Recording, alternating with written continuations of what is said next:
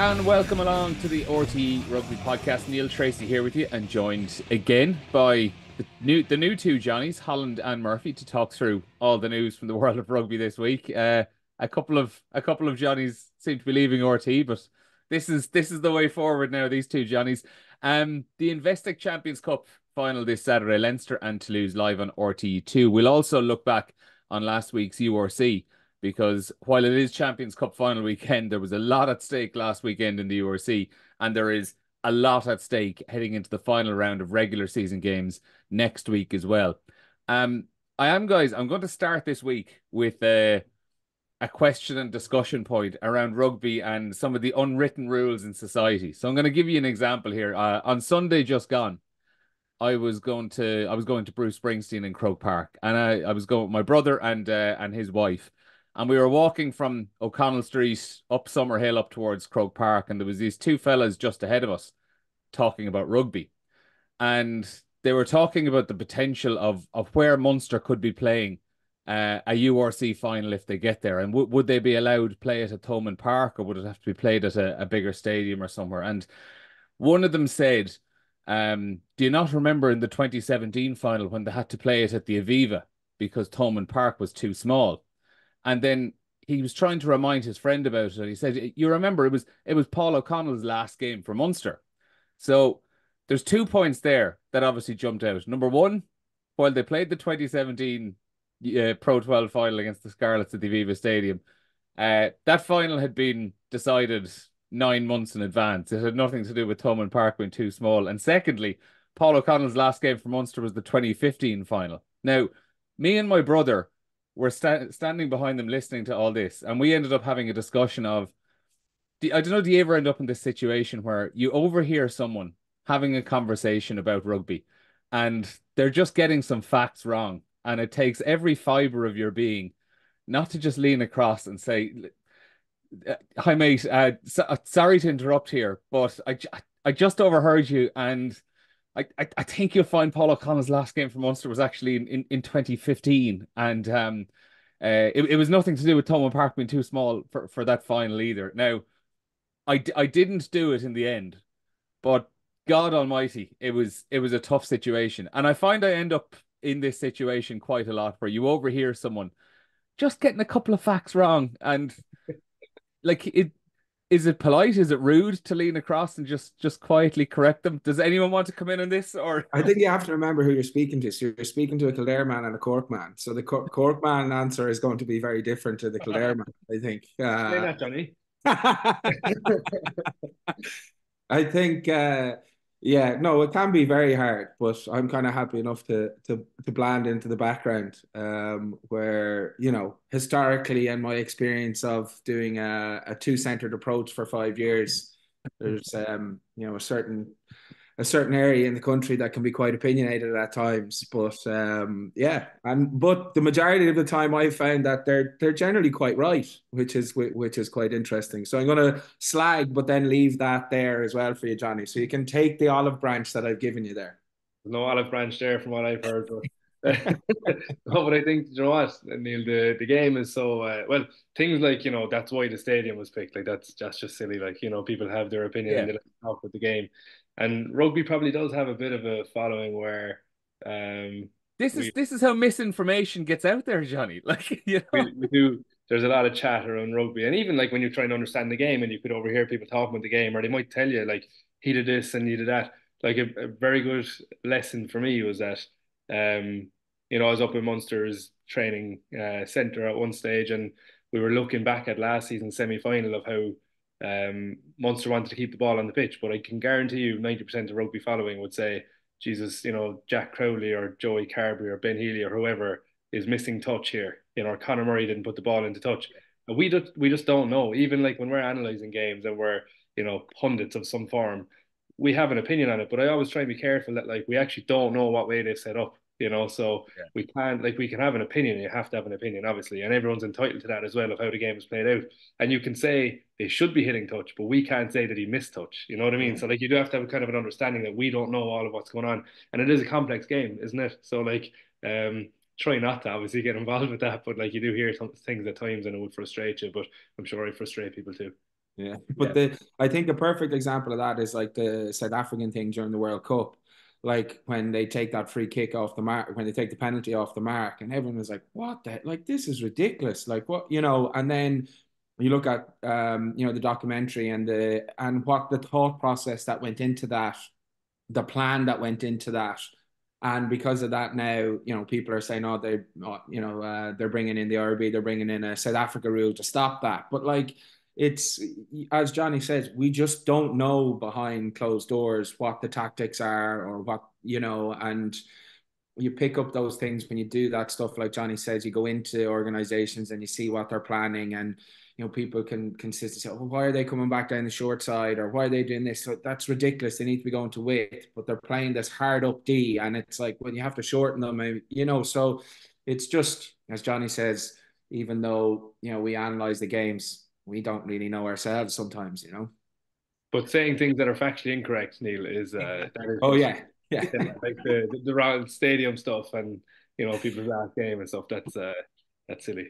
Yeah, so basically what I'm trying to get around to is I didn't have the balls to correct your man on the spot, and I'm just hoping he But listens to the I'm podcast. glad you called him out on the podcast now in front of Yeah. everyone. It's great. Yeah. I just didn't want to do it. Well, no one knows who this guy is. Only he knows who he is if he's listening to the podcast today. So if you are listening, Paul O'Connell, his last game for Munster was 2015. In Ravenhill. Pardon? In Ravenhill. Yeah, the 2015 final. And the Aviva Stadium was decided for the Pro 12 final that year at the start of the season. So I just needed to get all that off my chest, and now we can get into the rugby. There was So one other, sorry, no, there was one other one in Ravenhill. Johnny, we were on the bench, and was it Duncan came on and got injured straight away? Yeah. And I had played about 3 games for Munster, and it was this big thing: which Johnny is going to go on at 9? And you, in all your power, tried to throw me under the bus, and I think you were the one chosen afterwards to go on at 9. Did you end up going on, or did Duncan struggle through? I think Duncan struggled through, but I was like literally one of those moments. I was like, You were like, it's the other guy. yeah, I was like, it's definitely the other Johnny, not And I me. tell you, it wouldn't have gone well because there was a pre-season, or there was actually wasn't pre-season, in the middle of a season at one stage, and I was younger at that time. And Duncan Casey's, they needed someone feeding the ball into some scrums. They had no nines, and they were like, "Come over and feed the ball into the scrum." So I was like, "Geez, I don't know what to do here." You think it's so simple, and Duncan Casey said to me, "Just wait for me to put up my foot," and I didn't know what he meant, so I just nodded, and the two scrums engaged, and I just like didn't know what to do. It kind of felt a bit awkward, so I just lashed the ball in, and it came out the other side of the tunnel, and Duncan was like, "I fucking told you to wait till my foot came up." So if I did that in Ravenhill, it would have been your fault. Yeah, yeah. Okay, I'll take that one. I'll take that. There's a lot that we can go into on the scrums and stuff. I packed against Bourgoin in someone got we got someone sent in and Leo was actually on the pitch and I ended up scrummaging at blindside flanker on Leo's ass rather than Castro's ass, and there was this massive hole on engage and I was like, that's not supposed to be there, and the scrum went straight down and I went, uh-oh, uh-oh. Yeah. We ended up getting a penalty.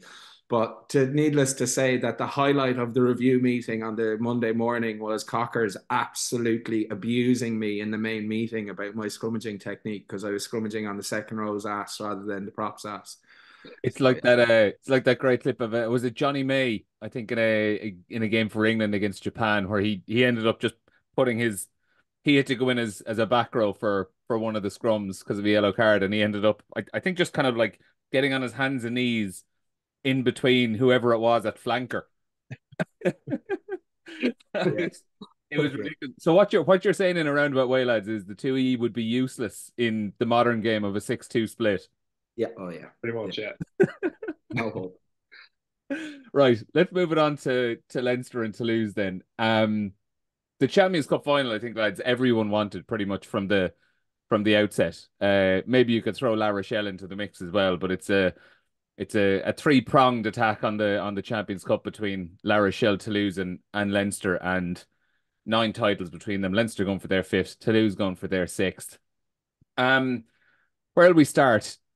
Johnny Murphy, I'll go to you first.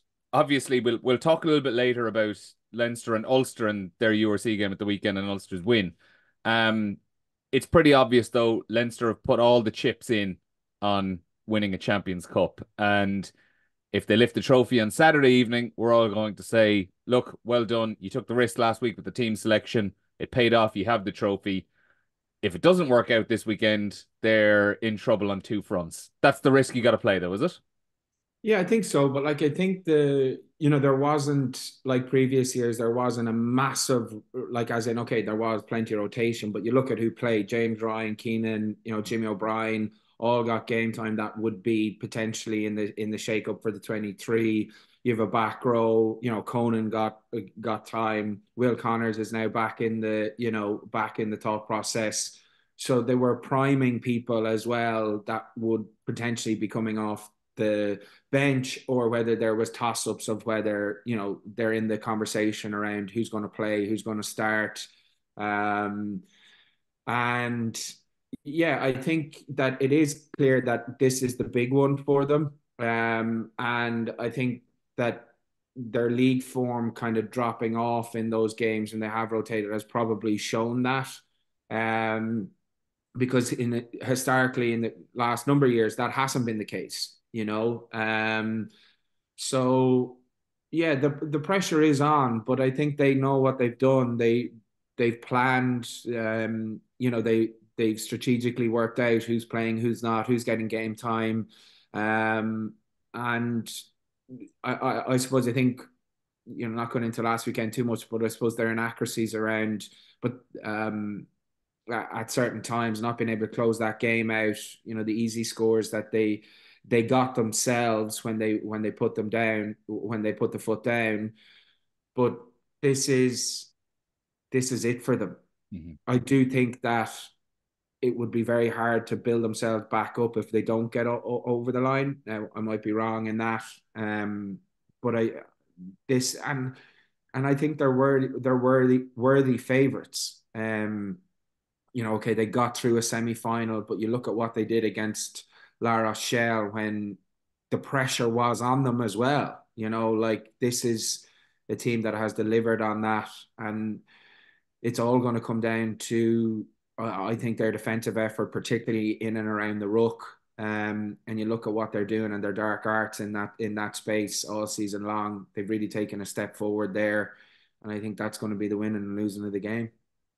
Staying on the last week's selection for a moment, Johnny Holland. The comparisons have obviously been made to last season when they rotated everyone before the semi final, or before the semi final against Munster, ahead of the Champions Cup final against La Rochelle, and the comparisons then to the semi final against Northampton when they arguably looked quite rusty, having had a couple of weeks off in the lead up to that game. Looking back on it though, particularly for last year's one, where the like 2 weeks ago against 2 weeks ago against the Ospreys in the URC, they did put out quite a strong team. So I suppose, is that one game a big difference between being fine-tuned and being rusty? Whereas you look back at last year where they'd rested everyone for that Munster game, but the week previous against the Sharks, they had also rested the majority of those frontline players as well. So coming into last year's Champions Cup final, some of those guys hadn't played in 3 weeks, similar to the semi-final against Northampton where they looked a little bit rusty. Coming into this though, it's just 2 weeks. Like, is that one extra game over the course of those 2 weeks potentially the difference between being fine-tuned and rusty? Yeah, probably. And like 3 weeks is a long time in rugby when you're playing. I think 2 weeks can be as well, but when you're coming into a final like that, like if you lost Ty Furlong early with a calf injury or something silly like that, you'd feel like an awful dope, like, if you're selecting a team. So you do have to be very careful. And the thing on the back of your mind as a coach would be, if I lose him, like, what have I done? Like, what have I done? Because some of those players are like James Gibson Park. There was no way in the world he was going to play. So you need certain fellas that had to be rested. But there's others then I wonder, are they better off playing? Like, was Ross Byrne better off getting game time? I think some players need to play. I think you have to gauge that. But again, only Leo knows who needs to play and who doesn't need to play. Obviously, their thought process was around Will Connors might play, give him a start because otherwise he'd be rusty. Sorry, he might actually start. I think he'll be involved, obviously, but like he might actually start. James Ryan, Hugo Keenan, they tick the box on that. As Jonny said, they gave the kind of fellas coming off the bench, Al Alatoa, and others they gave them time. I think what you might have learned is that Jimmy O'Brien is going to be seriously unfortunate here, because they need cover at 10 if they go 6-2, which everyone is expecting. But is Cormac Foley the other one that gets him away with that, because he can get on the wing as well now and obviously do a very good job there. And then the other thing that what you're saying there, I think 2 weeks is necessary because for people like James at Gibson Park, they're probably going and looking at the video. Now they have to prep the other team to play against Ulster, but they have more time to really look at Toulouse inside out and not be rushing through a review of Ulster and then getting into the weekend and feeling like you're not fully there by Tuesday, we'll say. Whereas those that are off their feet could have spent the weekend or even earlier just getting their homework done and being fully prepped. But it's interesting. I mean, the hindsight's going to dictate who was right and wrong, like, isn't it? That's how this thing works. You know, if they win it, people will say it was genius and it was the right thing to do. If they lose, we're back to what happened last year. But I think that's unfair. Like, you have to approach it some way. You know, they're being paid the big bucks to do it in their way, and if they win it, all credit to them. If they lose it, I don't think you can come back with hindsight and say they're silly to do so. Like, none of us are in a position to do it, but I think everyone will get it wrong in one direction or another, but they'll get it right once they lift the trophy. And I do think there's ferocious pressure on them to win this one. Maybe that desperation will be good for them, but maybe Jack Nienaber will bring a bit of a cup final mentality to them. But I was surprised, like James Ryan, he'd probably start, won't he? He'd probably lead the team and everything else, and he didn't take his 3 points in front of the post to go 4 points ahead. Like, that's a guy who's actually going to be in the middle of all that decision making this weekend, you know. So not doing it last weekend, you'd wonder about some of those things. And Leo actually said it in his interview after the game. You know, maybe we'll probably learn one or two things. Can't remember what his words were, but it seemed to me like he was talking about that moment, you know. Going into a cup final, and cup finals are different. You take your 3 points. I think there's no other conversations there about Ramos, whether he'll start because they'll take their 3 points, you know, those kind of things. So, yeah, long-winded answer. I'm sorry, but like 2 weeks is definitely better than 3 weeks. But you do need the 2 weeks for fellas to be fully prepped to go and have an assault on that Champions Cup. Yeah, and I think Toulouse did the exact same thing. Like, Yeah. Toulouse did the exact same thing, except they're after getting away with it. You know, like, they had a lot of academy players on the bench, like a lot of Chief guys on the bench. And I think that they just got away with it. Now they beat Montpellier, I think, like, who are struggling down the bottom. But, you know, Toulouse did it as well, but they won, so people aren't necessarily talking about it, you know. I think this had to happen, and Johnny's 100% right in everything he said there. The hindsight, obviously, is, as you both mentioned, is huge as well. And like Johnny Holland, as you pointed out, like if Leinster had won at the weekend and picked a very strong team, but Tadhg Furlong had done his calf after 4 minutes and is out of the Champions Cup final, we would all be sitting here today saying, what on earth were they doing picking the first team at the weekend? And similarly, then with hindsight, another thing you mentioned is the decision making, and how they turned down that shot at goal to go 4 points ahead in the second half against Ulster and went for the corner instead, and how cup final rugby are going to take the points. But like the decision making is tricky even in a cup final. Like, you look at the La Rochelle game 2 years ago where they just took points and they took the 3-6-9 approach, and even after the game, uh, Ron Nogara was asked about it, and he said he was more than happy for Leinster to keep taking those. To the point that I was wondering, were La Rochelle actually uh, were they being a little bit adventurous and taking more risks when the ball was in the kind of middle third of the pitch, to basically say, well, if we give away a penalty here, we don't really worry about Leinster taking 3 points, but if we're giving away the penalty down towards the corner, they might kick and go for a line out and try score tries. Whereas last year, obviously, you know, their entire lead was built up off the back of tries. And had they gone on and won, it would have been brilliant. Finding that balance in the decision making and picking the right time to turn down 3 points and go for a corner is such an important part of the game. It's huge, but like you'd even feel it when you're coaching at times when an opposition takes 3 points. You're like, geez, I'd give them that 3 points all day long. Yeah. Let's get back to the halfway line and kick into the half. You know, there's sometimes when you feel the opposition have you, but that's the psychology of the game, like, because they might not know, they might have felt they were lucky to get in and whatever else. So it's a very hard one, but I think, like, you know, in cup final rugby, you do go 3-6-9 until you do have to throw a shot, and you have to throw shots to win those games. So like, you do have to pick your moment to do it, but I don't think you can do it um too freely. Like, you have to pick the right time, and that's the winning and losing of it. Obviously, like, you know, that's the leaders on the pitch, they're trusted to do that, but I don't think you can go, we'd love to go 8-8 here and let's just kick to the corner and see what happens. Like, no, they were very, very close to getting that Yeah. maul try. and you back them normally. And I was kind of talking about with different personnel, they'll get over the line there, but also they're up against different personnel in Toulouse as well. Like, so it's a very, very difficult one. But you do have to pick a time with the flow of the game. And I just felt like the time in the Ulster game, they weren't really getting the return. They weren't scoring as freely as they have in other weeks. So that was why I thought they should have taken the separation and the gap. And then it's a psychological blow to Ulster as well, because they feel like, oh, we need to go and score. So they get a bit more desperate and can't just kick the ball in the air and hope for a return to get a penalty to go ahead. So the psychological battle of that, and showing a team that they're a little bit more distant from you, because you might get the next opportunity then to put it to bed, as opposed to trying to force it. Yeah, I think that sport in general, it's that's like understanding that psychology. You look at the golf at the weekend, like Sanders Shoffey, like Paul McGinley said it numerous times. The fact that the course was so open and people were scoring on it, he had to attack. He couldn't defend, and I think that's something that you just have to get that balance right. At the weekend, James Ryan felt, if they attack here, they could kill the game off. It's done, 8 points. They move on. But it is understanding those momentum shifts in finals are the winning and losing, particularly at teams like this, that there is nothing between, and it is going to come down to a decision by a referee, a decision by a captain to go for sticks, to not go, like that sport. And, sometimes unfortunately, you might have taken the right decision given the context and the momentum, but on a results basis, it might be the wrong one, and that's what high level sport is. And we're going into a weekend of, in our game, the highest club level, and against the best two teams, most consistent teams in Europe this year.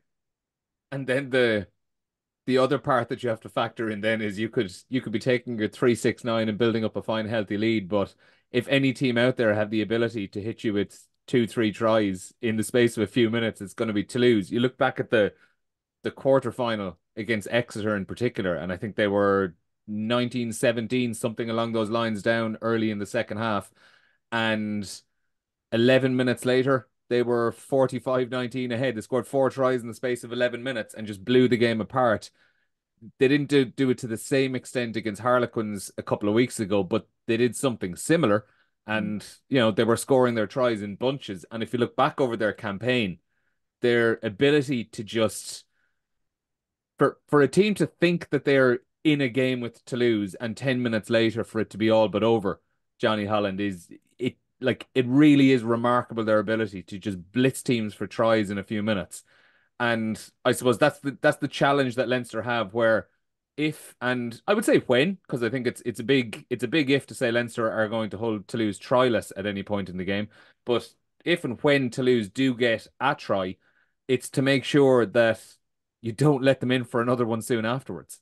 And I know that's I know it's a very simplistic way of looking at it. Simple is the best way to look at it, because that's a psychological way that Leinster need to go into the game and think that one score never becomes two, and we don't compound and we don't give them their 10-15 minute patch, because they will put up a score that's big enough to put you under pressure, but I think that fear will drive Leinster in a positive way. When you're fearful of a team that can score from everywhere, you have to be switched on at all times, and this is a very, very good Leinster side with unbelievable personnel in there. So if you can get those guys mentally right, with a small bit of fear in the back of their minds, you actually get a very good performance. So I think that fear of Toulouse being able to score from anywhere versus like a Northampton who can do that as well. You might have a fear over Northampton, but you have a fear over Toulouse. So something to keep you switched on at every part of the pitch, up deep in their 22, you have to stay switched on. So it might be a good thing for them. But I think on the other side of that, Toulouse can leak tries in a very short period of time as well. So I don't think Leinster need to force that in terms of do the kick to the corner. They'll get it from face play. If you look at Hugo Keenan going down the short side back inside the Cormac Foley against Ulster, they'll get a load of those kind of type plays.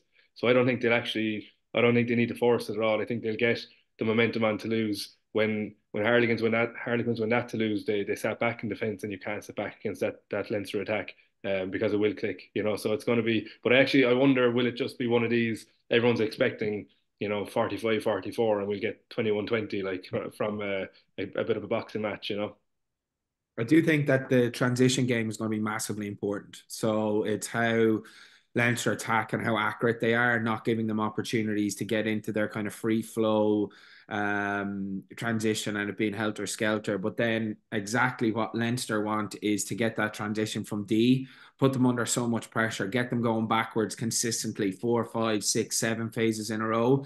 And then that'll either force them to kick or force that offload where then Leinster can transition into their attack and try and score within 2 or 3 phases off their transition. I think that's going to be a huge part of the game, that they can't give Toulouse easy outs when they have them under pressure going back for that 5th, 6th, 7th phase. Let them get an offload, someone shoot ahead of the guy in front of them, give them an offload channel and then go, and then they're up the guts of them. They have to manage that, be patient in their D, and I think the transition game is where it's going to be. I personally think it's going to be won and lost on that. But isn't that the way we spoke? Like, and I hate to call Leinster, like, I hate saying that they're kind of South African led just because Jack came in there. But like, when Munster did it to the Lions, they were very fearful of what. Well, I wouldn't say fearful, but they were very aware of what the Lions can do, especially at home, and they control the ball around like they did to Leinster the week before. Yeah. Munster had a game plan which was very South African style. It's not. I suppose South Africa have used that kind of style in the World Cup and everything, and you think that they play no rugby, but like Jonny said on transition, a couple of passes, Lucanio Am or someone, like we've seen it plenty of times, and they just pounce. So you could see that kind of. That's why I mean, is it not going to be free flowing attack? Like, will Leinster bring quite a strict game plan on boxing Toulouse in and waiting till they get their own opportunity to pounce in a couple of phases? Like, it's going to be a very interesting strategic battle. Something a lot of people have been talking about for the last couple of weeks is the battle of the scrum halves, because I think we probably have the 2 form scrum halves in the world. I think if Antoine Dupont, like the only reason Jamison Gibson Park isn't the best scrum half in the world right now is because Antoine Dupont exists, and he probably is just the best player in the world all around.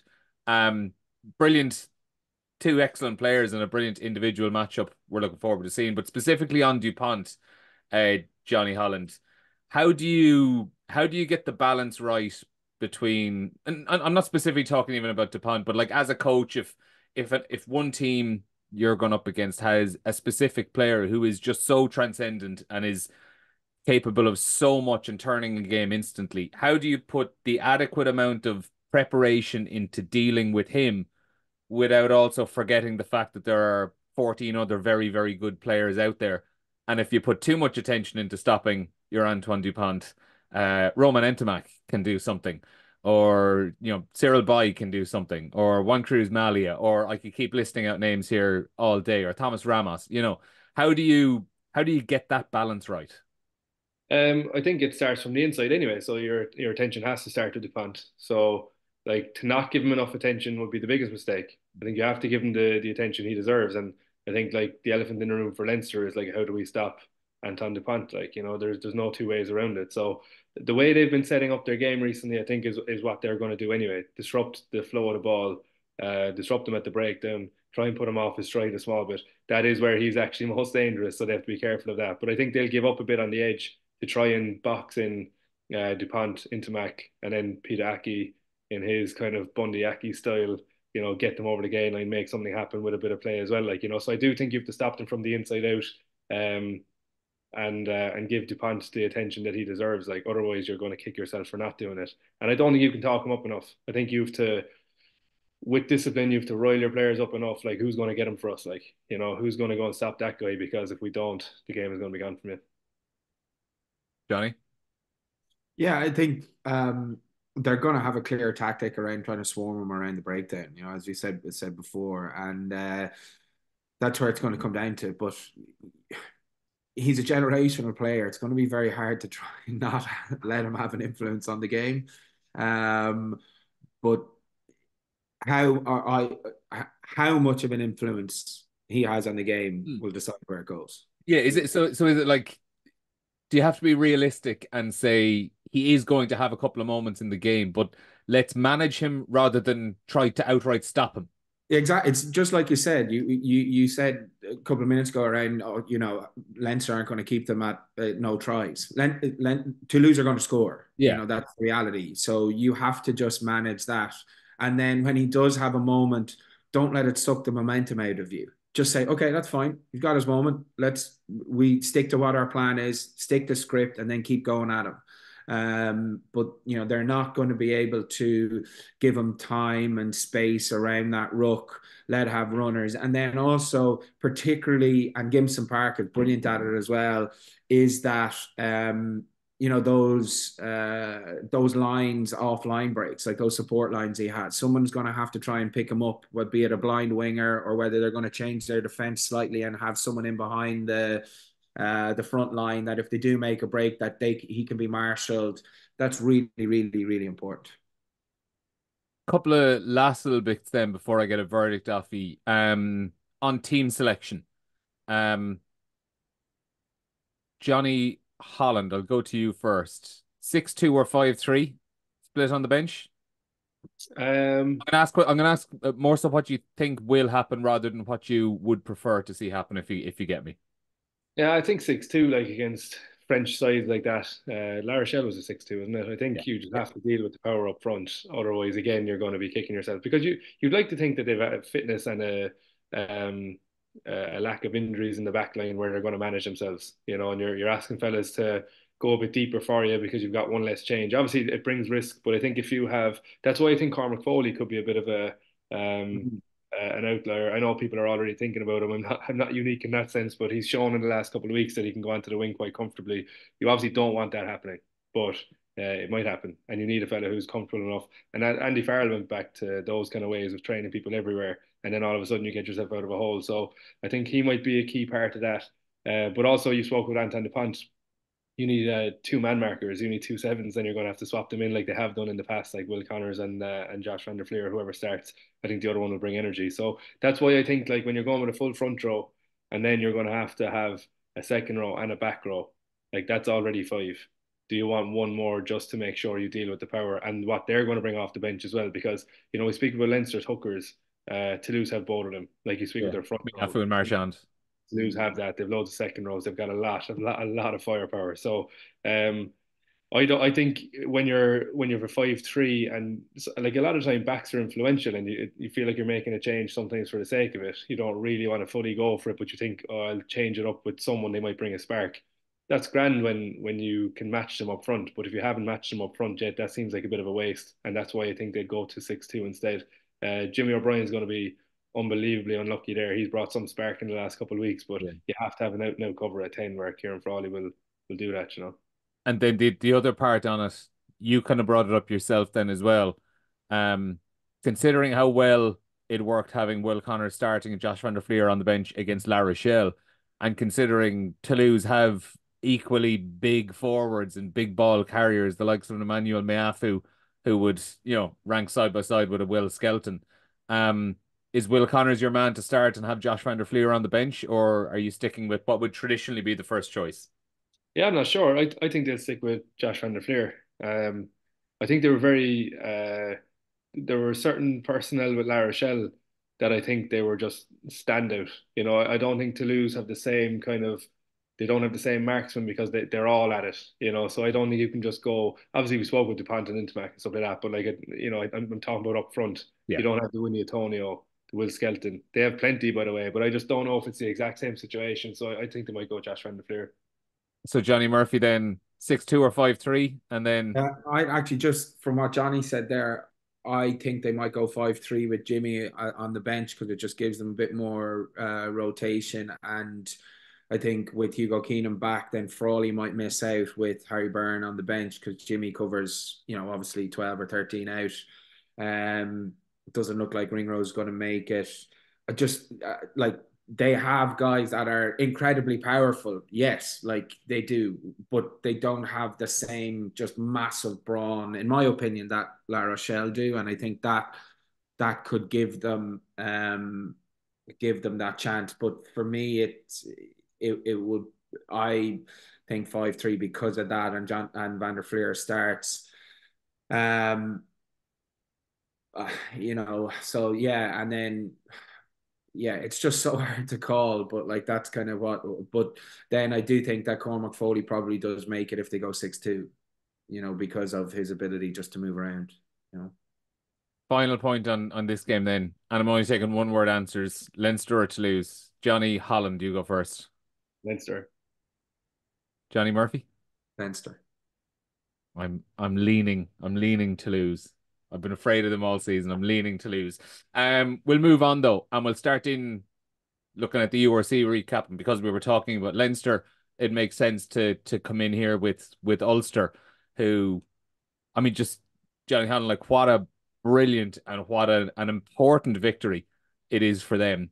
4 wins in a row in the URC now. Their playoff spot is secure. They're still waiting to see is it going to be enough for Champions Cup, because we have to wait and see. First of all, do the Sharks win the Challenge Cup and take one of those Champions Cup spots? But either way, they're right in with a shout heading into the last round here. And I'm coming to you first, obviously, because you want a victory lap after being a little bit more positive on Ulster than Bernard Jackman was last week. I just thought there was a bit of distraction in Leinster, and I thought Ulster were there was too much of a psychological advantage for them to Yeah. have to turn up, Yeah, and like that's it felt like for Ulster, this game had been marked down in the calendars about a month ago. yeah, it was just one of those powerful ones. I think like you see the scenes afterwards, and there just seemed to be a big they turned the corner definitely in what their belief might have been. And we spoke last week about will they sneak into a position, but I can guarantee you that team is thinking we'll shock everyone. There's Yeah. a upward curve. Richie is obviously working wonders at the moment with team morale. I think it was interesting. You see Will Addison giving him a little tap in the arse afterwards. He's been let go, and they're hugging and embracing. And I'd say it feels good after that win, and that's what you're hoping for, a bit of a statement win. I know it's not Leinster's first team, but no one cares. Anytime you beat Leinster, it's a very good day. So, Well, but I like actually. look at Munster last year in the semi-final. No one, like, that was, we've all been talking about how that wasn't a first Leinster team, but nobody cared when Munster beat them in a semi-final last year. Because that team beats everyone all the time. So now Yeah. the tide is turning a small bit that Leinster are going to have to put out their first team to beat you.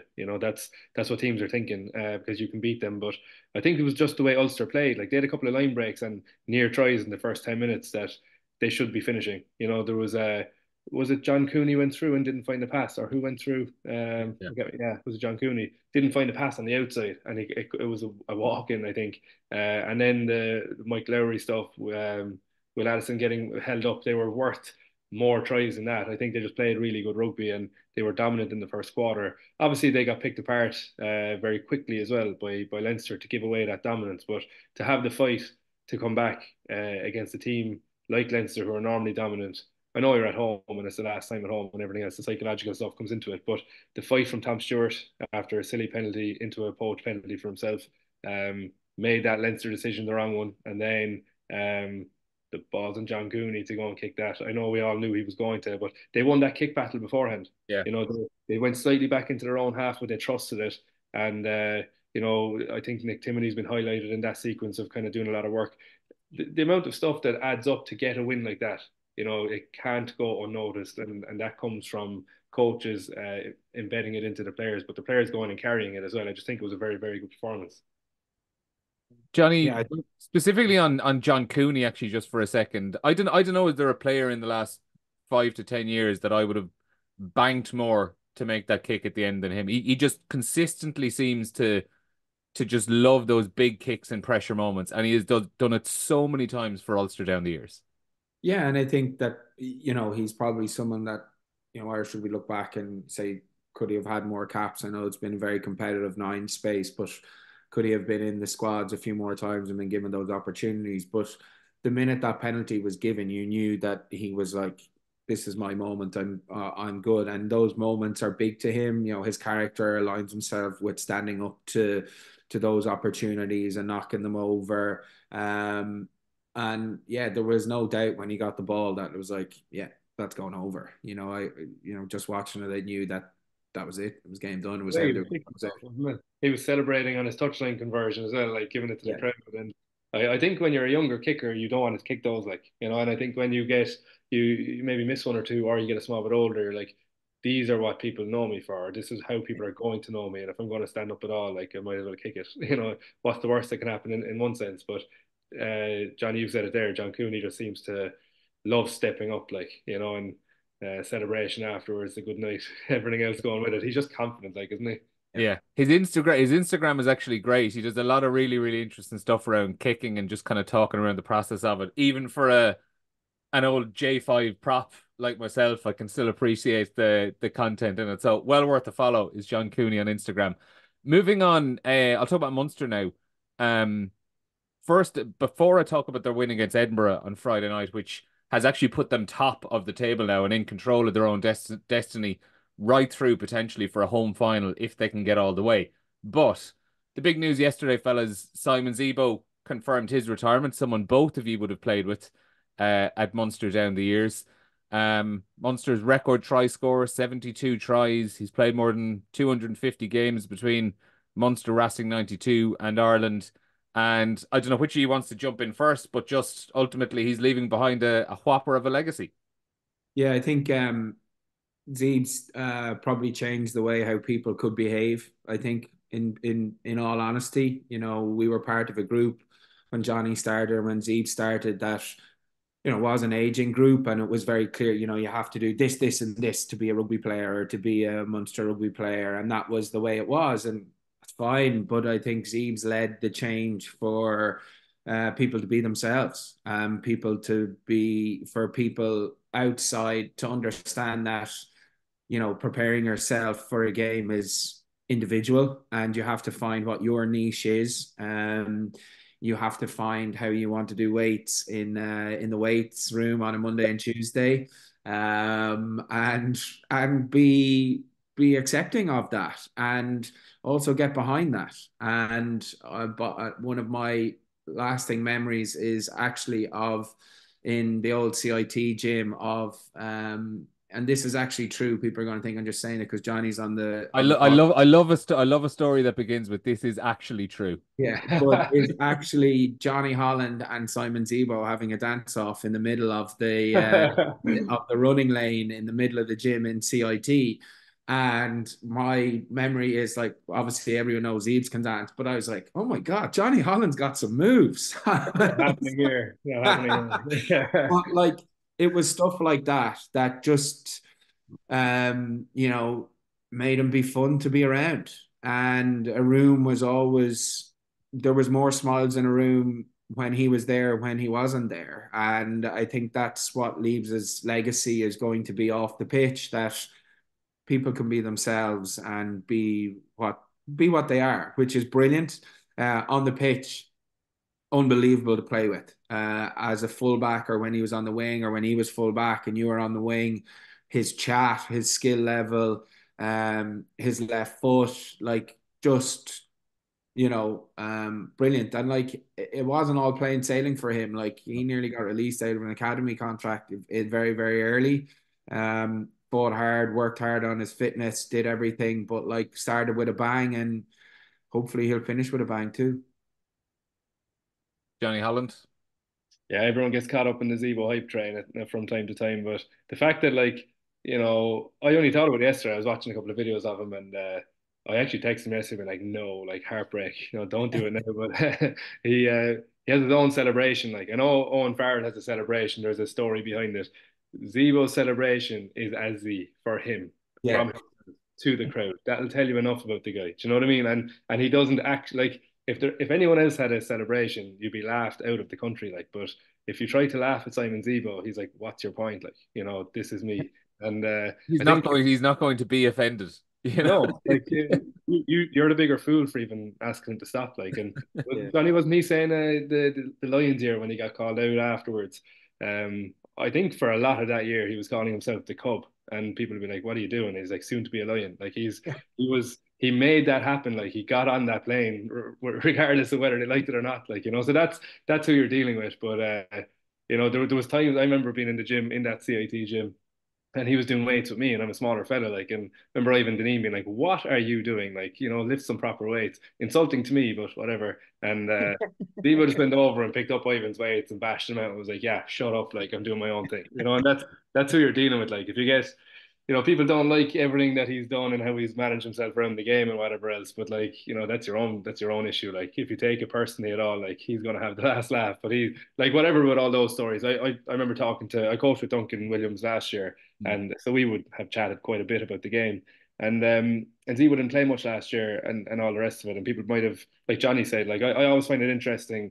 People like Conor Murray, Simon Zebo, very, very top of the game. Like, um, there's rarely a player is going to do more than them, and they still get abuse at certain stages of their career. And I remember Duncan just saying to me, like, no one understands how good this guy is in terms of like what Jonny said, his chat, his organization, his defense, his defensive reads. They don't understand how good he actually is. So I just think he's unbelievable. Like you see a lot of tributes to him in the last couple of days, like that the game is going to be different because of him. He made people smile, changed the game, like Jonny said as well. He absolutely did. So players like that don't come around often, and I think he's worthy of all the outpouring and more. Yeah, and like I would say one of the highlights I've had in the near 3 years now that I've been working with RT, it was the first game of the 2021-22 season. So it was Zebo's first game back at Thomond Park. There was supporters finally allowed back in Thomond Park as well at the start of that season. Only about 10,000, I think. Um, and for that first game, Simon Zebo's big return. 5.5 minutes in, loose ball on the touchline. He picks it up and sprints in 60 meters for a try. And honestly, like there was only 10,000 people in Thomond Park, and maybe it was the fact that I hadn't been at a game with supporters in it for so long, but the place felt so loud, and it just was one of those like, wow, this is a genuinely brilliant moment to see, because I think very few players in the last 10, 15 years have connected with the Munster fans as Simon Zebo has. So yeah, it was a brilliant moment to see, and best luck to him in his retirement. Um Before we finish up as well, obviously Connacht, their playoff hopes are not officially over, but are all but over, you would have to say. They're gonna have to beat Leinster with a bonus point in just over a week's time and hope for results elsewhere to go their ways. That's after losing 16-12 against the Stormers in what was actually a really, really enjoyable game, I thought, on Saturday. Um, Johnny Holland, I'll go to you. Connacht, look, they went down against the Stormers and they were frustrated at missing a few chances, but in fairness to them, they went down fighting. It was a really, really good game, and I thought the the intensity and physicality of it was absolutely ferocious. They're unlikely now to make the top eight, but I don't know. I still think there's something there for them. And I think, as we discussed last week, are they potentially a little bit better off not being in the Champions Cup next season? Yeah, it's very hard to say that, but like they possibly would be. Yeah. Let them build again. But like Stormers and Connacht was never going to be 16-12, was it? Like what Yeah. happened there? But obviously there's a lot that you can take out of that. The Pete Wilkins can say like we defended really well. The Stormers were forced to take two penalties at goal to win the game. Like, and I don't think you can say that quite a bit. Um, Manny Labak obviously kicked in the sports ground, the Dexcom Stadium now with the wind and everything else that goes with it. So maybe he stepped up a small bit and kind of proved himself. I didn't like the flight on his ball. That's a story for another day. I'll let John Cooney get into that on his Instagram. I think he's a bit choppy at the ball, but I'm not Manny Labak, so maybe I'll leave it there. But I think there's enough for them to go by. But like even the strength off the bench, like were they really going to go on and win that game? If we look Yeah. at what Munster have at the moment, obviously what Leinster churn out every week, you're going to need a squad, 23 plus now, and be able to change that weekly to be able to go and chase teams like the Stormers and qualification. And then, Yeah, I like think Johnny Murphy, that ultimately, like the damage for them, it wasn't done against the Stormers on Saturday by losing to, a URC title contender. The damage was done a month ago when they were hammered at home against the Lions. The damage was done earlier on in the season when they lost in the last minute at Edinburgh, having pulled themselves back into a drawn situation. The the damage has been at various stages throughout the season, rather than a narrow losing bonus point defeat against one of the best teams in the league. Yeah, I think it's the lack of consistency, I think, across the board that they've Yeah. had. And I think that Saturday was probably a microcosm of what's happened throughout the whole year. They get an opportunity a penalty, go to the corner, and then literally a couple of guys fall over each other, line out in 5 meters. Okay, but their movement was wrong before the slip happens. It's Yeah. that consistency at that level throughout the whole season that has hurt them. And that was, they were the crucial moments, twice or three times this weekend that hurt them. But that's just been the story of their season. They're releasing a lot of players. They've invested in youth. They're building an academy. They've signed a couple of good academy guys and local academy guys that have come through this year, and that development. So they're probably, a year in the, no one wants to be in the, out of the Champions Cup, but at the same time they sit in the Challenge Cup, but it's an opportunity for those younger players and everyone they're building in to build on and kick on. And, they're a team that could win that. If they get a consistency right, it's an opportunity to win a trophy. And, hopefully this is only the start for that transition that they're going through after releasing so many players this year. Yeah, and then like just to finish up then on the subject of that, where there's a massive turnover of players, excuse me, 11 players leaving this summer. And I was looking back through it at the last week, where the top six of those players in terms of experience have more than 700 appearances for Connacht. Like, that is an enormous amount of experience to be losing from a squad. Um, next season's first team squad is going to have six players there that have played more than 100 games for the province. I had a quick look at Munster's squad there last week, and they have 14 players in their current squad who have more than 100 games for Munster. So that's just to put it into context, the gulf of experience that they're going to be losing next season. One thing, obviously, then they haven't been helped with, Johnny Holland, is injuries, and JJ Hanrahan's ACL injury, which we spoke about last week as well. It has led to this rumor that has kind of turned into a great oak tree from a tiny acorn just a few days ago, about them making an approach to go after Sam Prendergast on a loan deal for next season if JJ Hanrahan isn't going to be available this side of Christmas. How do you see that one? Like, I'll come to Johnny Murphy in a moment, because I know he obviously has coached Sam down the years as well and stuff like that. But do you think a player like Sam Prendergast probably would benefit from getting out there and even getting half a season's worth of games for Connacht? I'm torn on it, because I do think getting more game time, like we kind of spoke about it earlier, much earlier in the podcast, but getting a run of games makes a player different. Definitely kind of allows them to grow up and take a leadership role. But so I think it would be a good move, and I think if all parties are in agreement, I think it would be great for him to get some games. But at the same time, like, we saw Jack Crowley having an offer from La Rochelle, and at times you could have thought, Jesus, should he have gone there? He didn't look like he was about to step through at Munster, and in a season he was an international.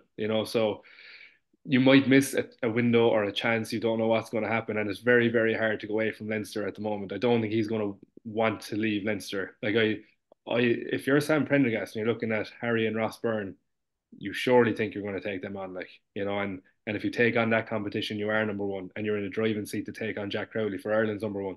So that's the level of depth you have to go to in terms of understanding his conversations, but his thought process around whether he wants to take that or not. Obviously, Connacht's a little bit of an easier one, going over to his brother and maybe getting a connection there, but it's very, very hard to tell a fellow where to go. Like, Ross has been quite good. Ross Byrne has been quite good in Leinster, but he's definitely left gaps in his game that a younger fellow will think, I can do that, and I think Harry even more so. So I think Sam Prendergast, with a pre-season and a fresh start at the new season, he'd be thinking he should take that position. So trying to force him over to Connacht is a very hard one. Yeah, and Johnny, like, I know you obviously have a personal relationship with him, so I'm not sure how much you'd want to comment about, where he should be going or what he should be doing. What general thoughts would you have on it?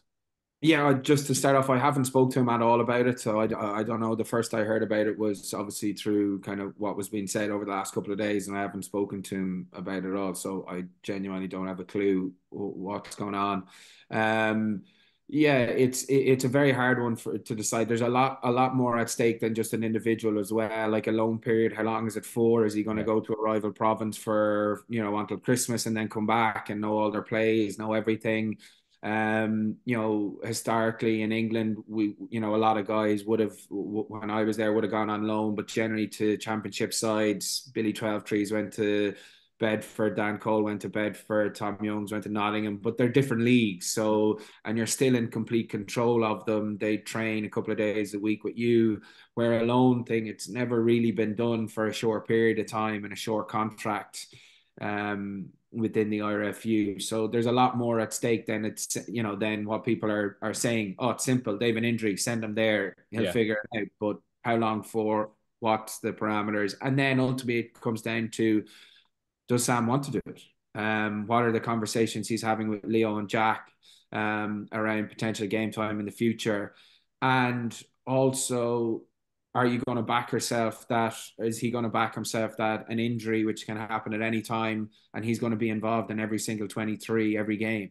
And that's where he's at the moment. If someone gets injured, he's probably going to be on the bench if they, so I think that's the decision he's going to have to make. But I don't even know whether they've had the conversation, whether it's just out of someone just saying it in the media, and it's, so who knows? Yeah, sometimes these rumors do come up because a pundit says, do you know what, wouldn't it be great for Sam Prendergast to go on loan to Connacht and get a good bit of game time? And then Leo Cullen gets asked about it. What do you think about Sam Prendergast going away to get some game time? And he denies it. And then there's a headline, Leo Cullen denies rumor that Sam Prendergast is heading to Connacht or something like that. But the other part of it then to consider, Johnny Holland, is like from Leinster's point of view, they might be quite reluctant to agree to a loan deal like that for a player to head out when there's still a few games left in this season to figure out, and there's a summer tour coming up of South Africa. And if they have agreed to send an out half out on loan for the first few months of next season, and Kieran Frawley and Ross Byrne pick up injuries playing with Ireland and South Africa, all of a sudden Leinster are kind of scrambling around. Yeah, and exactly. They might be willing to take that risk. Yeah, and they'd be more than entitled to do that. Like, so then in that sense, Sam Prendergast needs to say, I want to go, and then you're starting to get or I don't want to. Yeah, but you're getting into messy territory there then, where it could be forever, and he doesn't want to do that, I'd say. So like, no, it's a hard one, and I'd love to know the details of it, but none of us do. I can see why people say it, but like Jonny said, it's not as simple as just sending someone up there, play a couple of games, and come back. Everything to do with them. Their intel is after being spread across Ireland. So it's yeah, we let it play out. If I was him and I saw the opportunity in Leinster for that 10 jersey with the credit that he has, with the potential and what I believe his coaches think about him, the way they're using him as a young fella, I think he'll stick, but I don't know anything. So we'll see. All right. I don't think this one's going to be decided in the next couple of days anyway, so we'll probably be having this debate again.